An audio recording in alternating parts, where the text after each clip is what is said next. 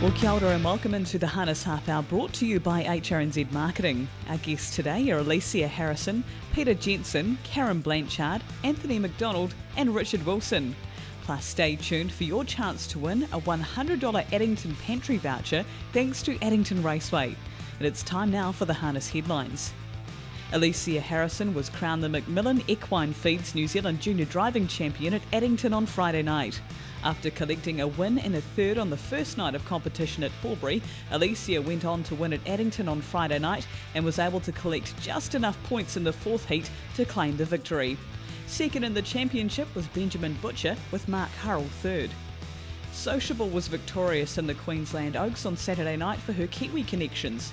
Trained by Andrew Stewart, the Oaks win added to her success in the Redcliffe Oaks and has catapulted her sire, the unraced bi-Kiwi maid, into the spotlight.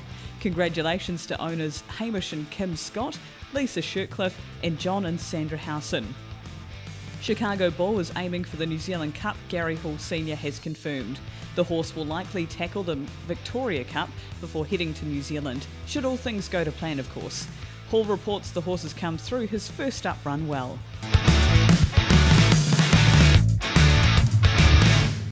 Well, the lady of the moment around New Zealand harness racing circles is Alicia Harrison, who was crowned the Macmillan Equine Feeds New Zealand Junior Driver Champion on Friday at Addington. Alicia, have you come back down from Cloud 9 yet? Oh, not really yet, Jess. I think it's still sinking in. It's all pretty surreal. I was just happy to be away on the trip, let alone to have a few chances of winning it, so it's amazing, really. Alicia, it's remarkable too, given that this is just your second season driving. Last year you picked up your first career success, but already this season you're sitting on 11. Yeah, I've just had so much support and it honestly couldn't have all worked out better. So, I don't know, it's just been amazing. Like Anna and my pop and my family and a couple of outside trainers and that have all supported me so well. So I'm just really thankful. You mentioned, of course, you're employed by Anna Donnelly, but can you tell us a bit about your pop and your background in harness racing? Yeah, so Pop's had horses. He actually used to play polo for New Zealand in his younger days, and then he got given a couple of dog meat horses that he started training. Oh, wow. And then he first got given Madam Castleton, who was the grand dam of Sir Henry Castleton and the ones I drove by Jessops, and so he got their colours. And every horse he's bred minus one from the two mares have been a winner so far. So he's done a really great job, and he's taught me all the basics and everything I knew before I started working for people like Anna, so really thankful for him. And your family, Alicia, must be extremely proud of the result on Friday. Oh, yeah, for sure. They're calling me and texting me, and I'm actually just at Mum and Dad's now, so going to hang out with them today, which will be nice because I don't really get a lot of time to see them. Oh, that's perfect. And Alicia, overall, the competition, of course, you headed down to Forbury and drove as well as Addington. Was it an eye-opener for you getting to travel around the country? Oh, yeah, for sure. I haven't really done any travel with racing before, and I've never been down south driving, so it was really good to get to see a bit of the country and get to meet all the South Island drivers, especially meeting a lot of new trainers and owners that I didn't know anyone that I drove for, so they were all fantastic, and I'm so grateful they put the horses in. Well, you never know, Alicia, you might get called up to drive in the odd junior race down at Forbury. Oh, well, I wouldn't mind it. Any drive would be great. Okay, well, quickly I wanted to have a chat, Alicia, about your life outside of harness racing. I know that you've got a degree, is that right? Yeah, I just graduated properly in May, so that's good. And what did you study? I ended up doing a Bachelor of Science, majoring in agriculture and minoring in equine. Oh, wow. So what are your goals outside of harness racing with that degree? Well, one day I'd quite like to maybe have a dab at working at somewhere like Equibreed and doing quite extensive research into breeding horses, and hopefully that will make some sort of progression for racing and breeding top horses. Well, that's fantastic, Alicia. Great to see you, looking outside of the square in terms of a future, but I'm sure you've got quite a few successes yet to come. You're going to stick at the driving? Oh, for sure. There's no doubt about that at the moment. Well, Alicia, congratulations. You're a wonderful ambassador for harness racing. Well done on your win of the championship, and here's to another great season next up. Thank you very much, Jess. I appreciate it so much.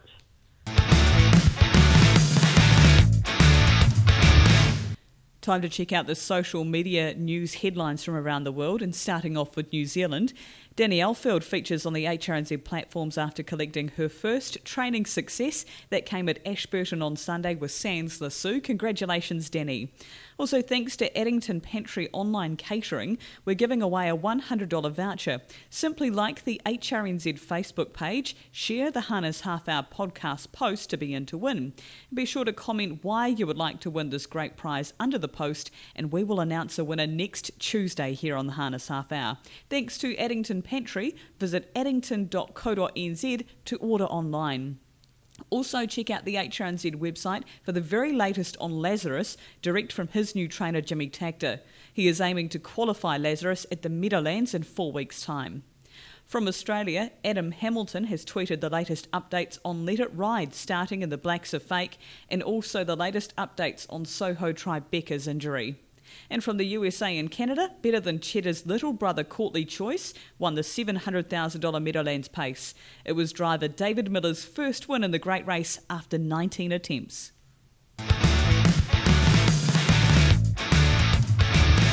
Well, I'm joined by Peter Jensen, CEO of Addington Raceway, and we're sitting here on a glorious winter day at Addington. Peter, coming up on a year in the role, how have you found it?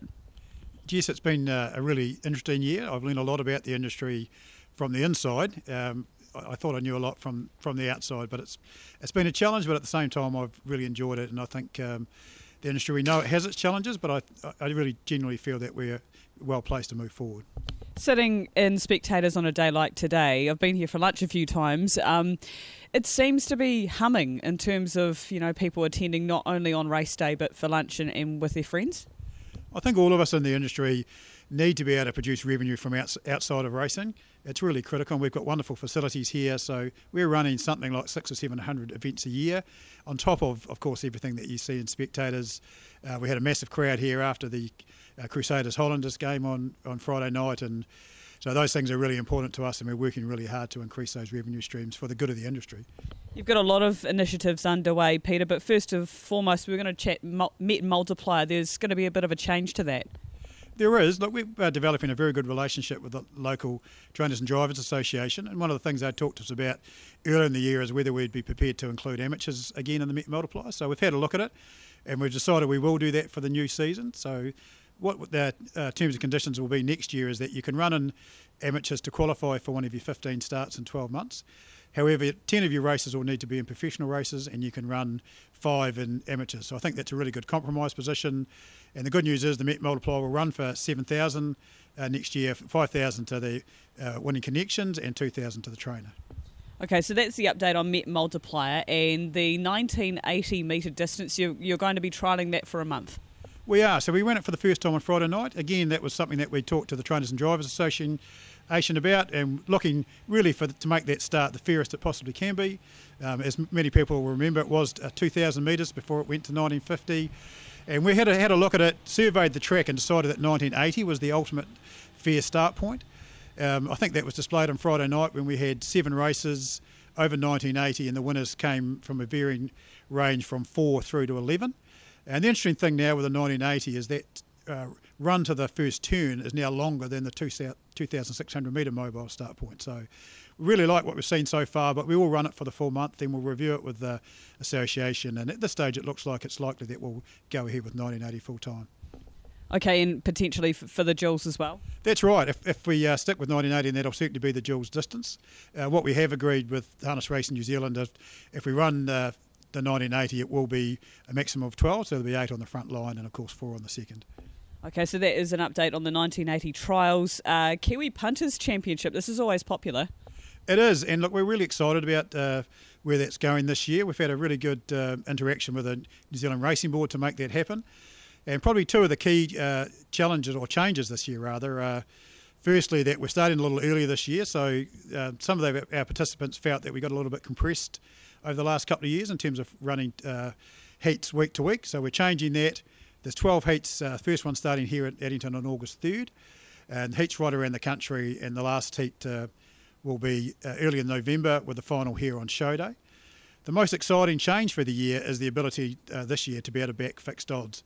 We haven't been able to do that in the past because of the inability to track those bets, but working with the NZRB, we've found a way to do that, so I'm sure the punters will be excited. That's how most punters are betting nowadays, and it'll be a great addition to the event this year. The great news is, again, the finals worth $50,000 cash, and of course there's a trip for two to Las Vegas to participate in the National Horse Players Championships.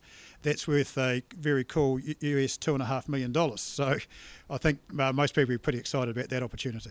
So we keep our eyes peeled on HRNZ and also the Addington site for further info? That's right. The promotion will be starting next week. So the racing board will be running promotion through radio, trackside TV and social media. And of course it'll be through the Harness Racing website and Addington as well. All right, so we'll keep you updated on the Kiwi Punters Champs as that progresses. Cup week, well, it's amazing to think that you guys would have been thinking about this a long time ago, but we've got tickets on sale. Yeah, look, it's been a really huge start. We've been really excited this year. We've sold Terra de Love out already. We've sold the Blanc de Blanc lawn, which is always popular every year, and we've only got one table left in the Christian Cullen Lounge, so it's been a fantastic start. We'd encourage people, if they want to come to Cup Day and share in the fantastic hospitality at Addington, then don't delay. Get your bookings in soon, and sales to the general public will go on sale at the end of next month. It always astounds me, Peter, the magnitude of the day. We forget it's not a public holiday, and to get that many people on course is huge. Yeah, again, it was a great eye-open for me next year. I've been used to coming along as a guest normally, and I'd rock up at about 12 o'clock, someone would put a beer in my hand and have a great day out. And last year was just a real opener in terms of the logistics that go into the day. But the team does a fantastic job. Everybody's really proud to be associated with Cup Day and with the whole week. And the way that the Canterbury public supports it is fantastic, and it's our job to make sure it's a great event every year, and it will be again this year. All right, addington.co.nz for your tickets. Don't leave it because you'll miss out. The Addington Pantry, now this has been a new initiative for spectators in the Addington Club. That's right, and again, as I talked about earlier, creating new revenue streams is really important for us. So we've got a fully certified kitchen here where we're serving those events that I talked about. Our trackside dining is very popular through all of the race meetings we run every year and at a very high standard. So what we're doing is just seeing if there's a market there for people to be able to go online, order catering and have it delivered within the Christchurch area. It's already proving to be very popular for shouts, for board meeting catering, that sort of thing. And of course, members of the public can enjoy it as well. One of the big differences with our offer is that you can go online, do all the order. It's very clear. We include ingredients lists. When it's delivered, everything's labelled. You understand what you're eating. We can cater for dietary requirements such as gluten-free. So really exciting. It's been a great start. And again, if people are interested, please go on to addington.co.nz and have a look. And coming up this Friday night, Peter, Ladies' Night. This has always been very popular. I understand there'll probably be some limited tickets left. We still have a few tickets left, and we'd encourage people, if you'd like to come along to be a part of it, to get in and get those tickets. So there's some fantastic prizes on offer, including a trip for two to Sydney.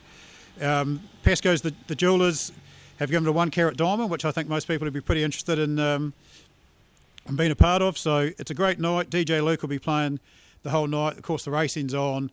It's always a popular night, so I'm sure it will be again this year. I'm not sure that I'll be welcome, but ladies want to come along, then please come and enjoy it with us. All right, so that's Ladies' Night, Friday the 20th of July. And just finally, you've got an all-up contest coming up in the near future too, Peter. That's right. We ran the first night last Friday. That went well. So what that is if you're on course, we encourage you to take a $50 all-up bet, and the top all-up collect for the evening wins $500. So we'll run that for the next 2 weeks as well, and then the overall winner from the 3 weeks will get an additional $500. So it's a really good competition. People have enjoyed it over the last few years and in the winter, and there's some really astute punters out there. So again, if you're interested, please come along. It's up in the Christian Cullen Lounge. Richard Bromley will be running that as he always does. So come along, see Richard, register your bet, and good luck. My goodness, your team, they're going to be flat tack, Peter. Appreciate your time, and we're also looking forward to working with Addington HRNZ on a number of initiatives going forward, owners, events and trials and the such. So the great thing about your team, you're always willing to give something a go. Well, I think that's really key for all of us in the industry, is that we can't operate like it's 1998, it is 2018, and I think one of my mantras is, what's wrong with giving things a go? If it doesn't work, then we accept that and we can always go back. But let's give things a crack, and for the good of Addington and for the good of the industry. Well, it's a pleasure to welcome onto the Harness Half Hour Anthony MacDonald, who we know from the stable.ca. And Anthony, you're coming down under in September. You'll be looking forward to that, no doubt. I am. So my wife and I are counting down the days, actually. It's really busy right now, but every day she always mentions she can't wait to go to New Zealand. So it's going to be pretty cool.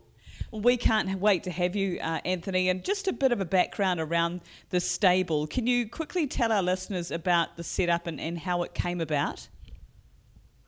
Yeah, so first and foremost, the reason it came about was, honestly speaking, to ensure employment at the time. I had just finished working in politics, actually.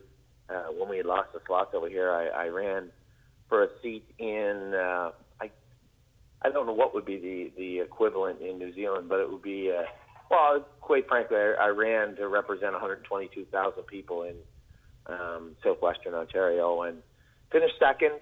But along the way, I learned a lot about what people thought about horse racing and how they felt about horse racing. And from that information, developed a program that I thought would intrigue people in the general public. Give people an opportunity to get involved in horse racing at an affordable, budgetable level. And it worked out really well. The first year, I think you interviewed me the first year. The first year we only had maybe 39 or 40 clients. Mm-hmm. And over the last 2 and a bit years, we've grown to 462 clients as of this morning in 10 different countries. So it just goes to show you, for the horsemen out there that are concerned about the condensing of our industry and the difficulty surrounding it, there is a way forward. And if we bring this industry back into the general public, where it started, I think that people will be happily surprised at what they find. I think our numbers are strong and they're very scalable. So you can take one stable of the stable.ca and say, okay, well, Anthony and Amy MacDonald brought 460 people into the industry, most of them first-time owners. But how can other people do it? Well, it's easy. I mean, there's 8 billion people on Earth. And, the message we have resonates with everybody. These are just general people, whether they're doctors, lawyers, teachers, a guy that drives a mail truck or works in the bank. People love horses, and we give them an opportunity to get involved in a great sport at a first-person participation level that isn't seen anywhere else in the sporting world. Yeah, and I guess in the seminars, Anthony, the main message that you're going to be presenting is that it's not that hard to grow a business in this way. Exactly, yeah, and that's the whole thing. It's a message for the whole industry, is that this industry is, as I said, in our model, scalable. So this industry can grow, and we can show you how we can prove it. The numbers are right there, and there's no. It's not like you can say, okay, well, that little store worked in that neighborhood. Well, that's fine. Our store works in every neighborhood. The message that we have attracts people from every demographic, every gender, every walk of life all over the world, and it's represented in our stable. So for me to show how this industry can grow isn't just hypotheticals. We did it. It's tangible. You can see it. You can look through the numbers. You can sift through it and see how it works. And it really is. I tell people all the time, outside of my marriage or my kids, this is the greatest thing I've ever done, and it makes me feel great every day. We're very grateful that you're coming down under, Anthony, to pass this message on.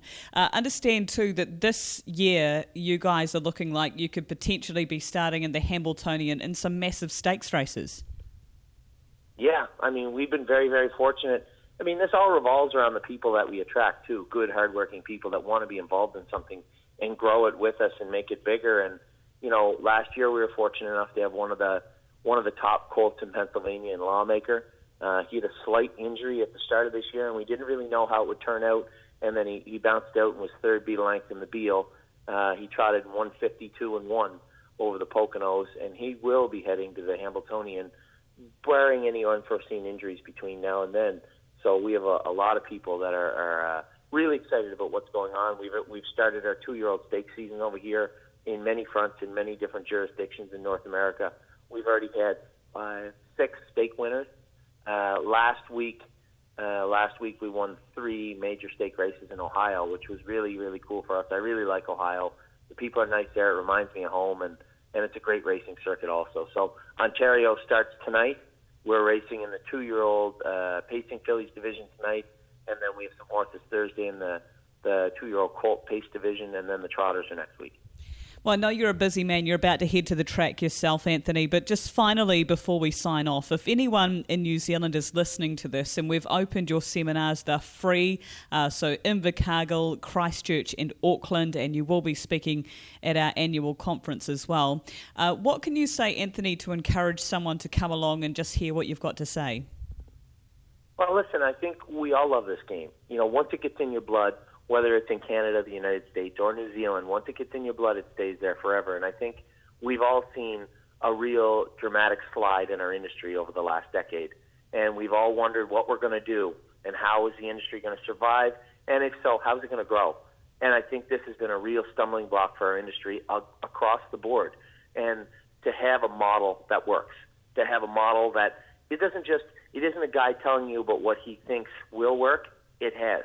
We can show you the numbers, we can show you how it works, and most importantly, we can show you how you can do it also. This isn't the Colonel's secret recipe, you know, for the KFC over here. This is something that anybody can do. It's just, you know, somebody says, well, geez, how do you do it? You know what, it's just like cleaning stalls. You just put your head down and work. And a lot of hard work goes a long way in this industry and in the general public, and the good news for us is, you know, our industry is full of good, hardworking people. So this is a message that will definitely help the industry going forward. And it's definitely something that has been very, very intriguing to watch grow from somebody that built it, but also somebody in the industry that sees a lot of these same faces that I did when we lost the slots, people that were sad and down in the dumps and didn't know which way to move forward. You know, it's great to have a message that actually works, and this does. Well, Anthony, we cannot wait to see you here in September. Thank you for your time today, and good luck up there at Mohawk. All right. Well, thanks very much. I really appreciate it.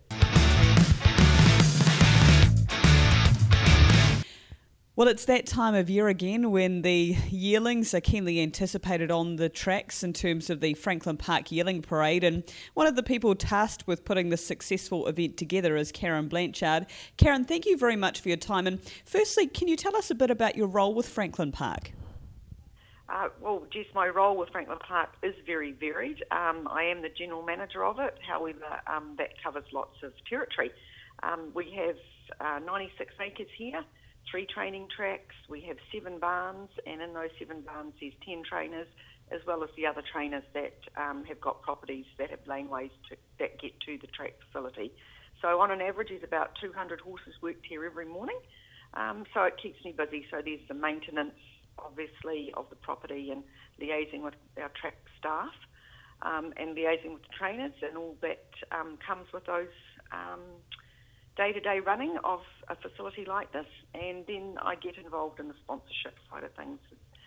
Franklin Park obviously had a good band of sponsors behind it when it was Franklin Trotting Club, so we've just carried a lot of that on, and so I work closely at Auckland with the sponsorship personnel up there, which is Kate Wilson.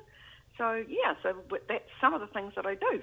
Sounds like you've got many hats there, Karen, as you say. And would you say that there's a real, family atmosphere at the training facility between everyone? Very much so. Yes, everyone looks out for everybody else, and there is very much a family vibe around here. Yeah, so we all seem to get along really good, and everyone's very happy when someone else has had a winner. So, yeah, it's all good. Kind of epitomises harness racing, really. Franklin Park Yearling Parade, Karen, this has been very successful in the past, and I believe this year it's coming up on Saturday the 28th of July. Yes, that's right, Saturday the 28th of July. Every year we've had it. We've had some stunning winter weather, so just hopefully it can roll on like that again for this year's event. Once again, we have our 3 sections, pacing colt, pacing fillies and trotters. Okay, and about the yearling parade, for those who aren't aware of what is involved, how do people enter and what exactly do they have to do on the day? Well, if To enter your yearling on the day, all you've got to do is bring it along. It has to be able to be geared up and go around the track. They parade before our judges, and then they go onto the track, and they usually do 2 or 3 circuits. And then the judges decide which one has the best gait, temperament, the all-round package. However, there are lots of other prizes for everybody that comes along, trainers, owners, horses, and just random people that are here on the day. Okay, and as you say, entry, there are 3 sections: pacing colts, pacing fillies and trotters. Entry fee's just $10 and each entrant receives something as well. That's great. Yes, every entrant receives a race halter. We're sponsored by Alabar, IRT, Lincoln Farms, North Island Standardbred Breeders Association and Woodland Stud. Okay, Karen, if anyone's wanting to enter, do they have to book in advance with you or register interest, or how do they go about it? No, we have entries closed by the Thursday prior at 3 p.m, either with Paulette, myself, or Regan will take them at Auckland Trotting Club. So just ring us up, give us the breeding and the name of it, and we'll tell you what to do from there. Well, Karen Blanchard, you and the team do a wonderful job up there. All the best for another successful yearling parade. Thank you, Jess, and thanks for the time.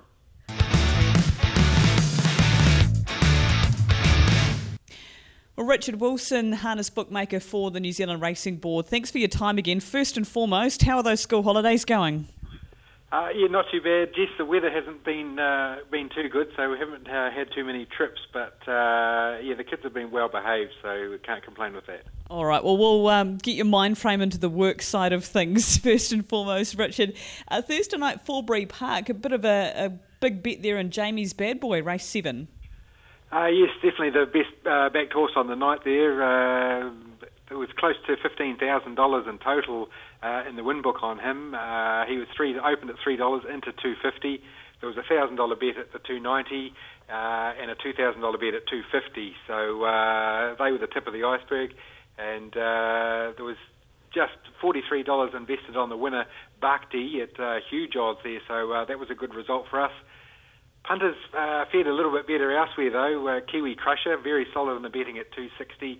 Pesante Cavallo went one better than the week before. He was $370 into $350, and Dodge the Bullet got home in the last, getting a lot of people out there, $380 into $370.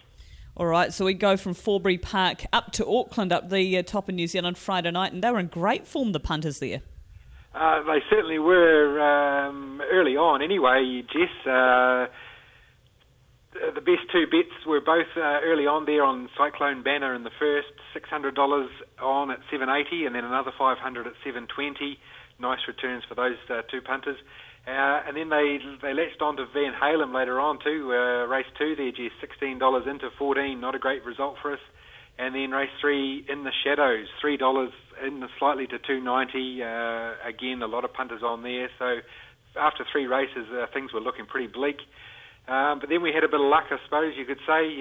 Sunday Sun held over $10,000 in the win book there.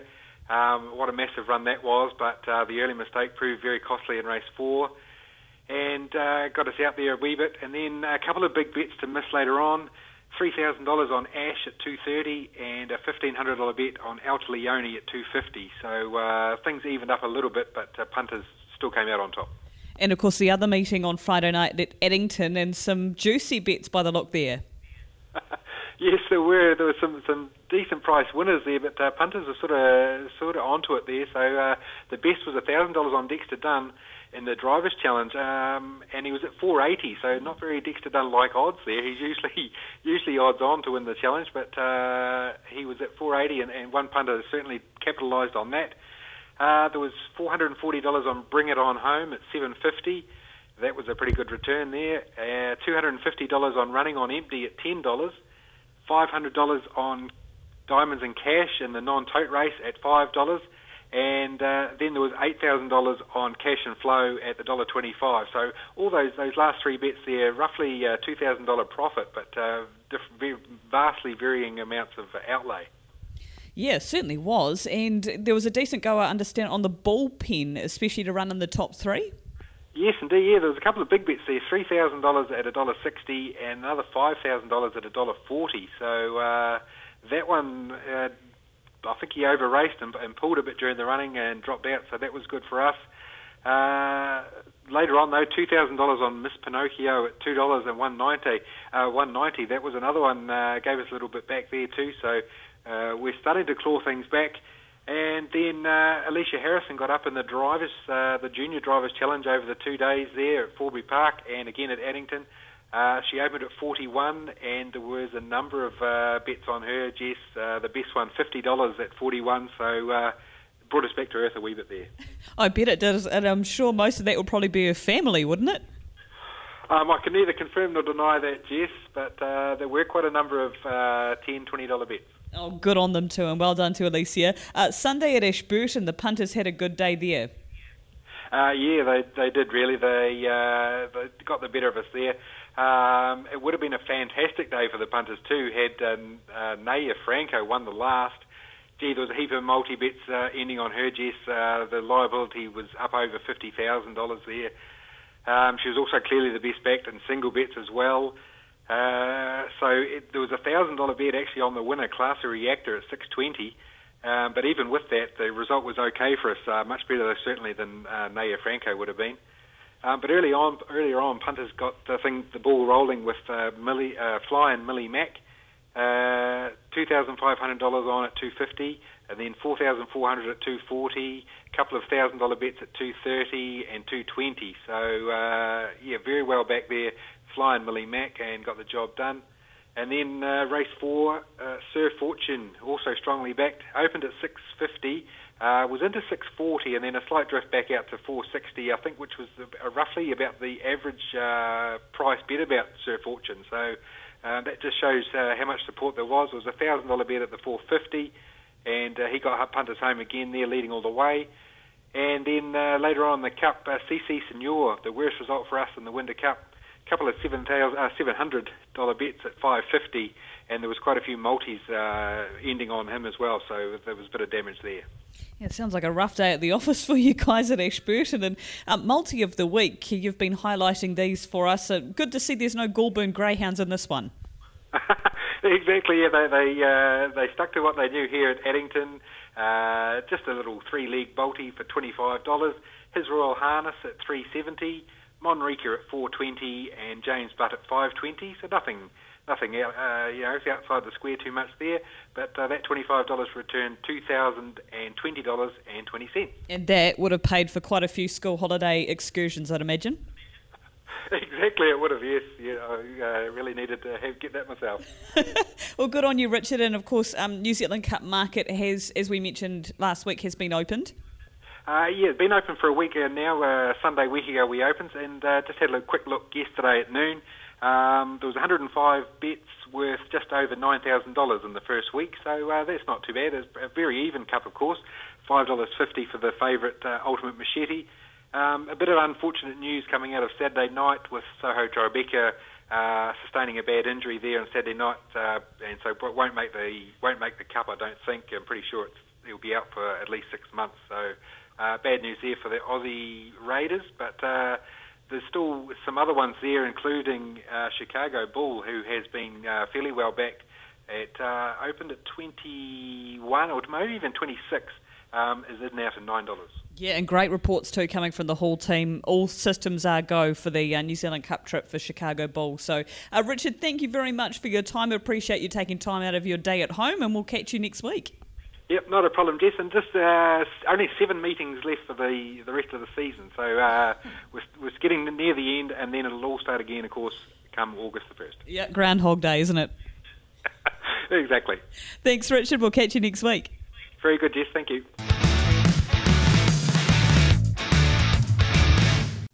And here's what's coming up in the harness racing world this week. Starting off with our race meetings on Thursday night, we have Forbury Park down in Dunedin. Friday night, a double header with Addington hosting their Ladies' Night event. Also Alexandra Park with the Wish for Fish charity race night. And Sunday at Rangiora in North Canterbury, it's their annual Winter Cup meeting. In terms of club news, you can keep an eye out every Wednesday afternoon on the HRNZ site for the very latest in club news, including information on Southland hosting the Acting sitting Prime Minister on July 18. Also, Owners' Night at Auckland on 10th of August and the combined Canterbury Awards dinner. In news from HRNZ, of course, we spoke to Anthony MacDonald earlier. The free Anthony MacDonald seminars are open to everyone and will be held in Invercargill on September 21st. That's at 7 p.m. at Ascot Park.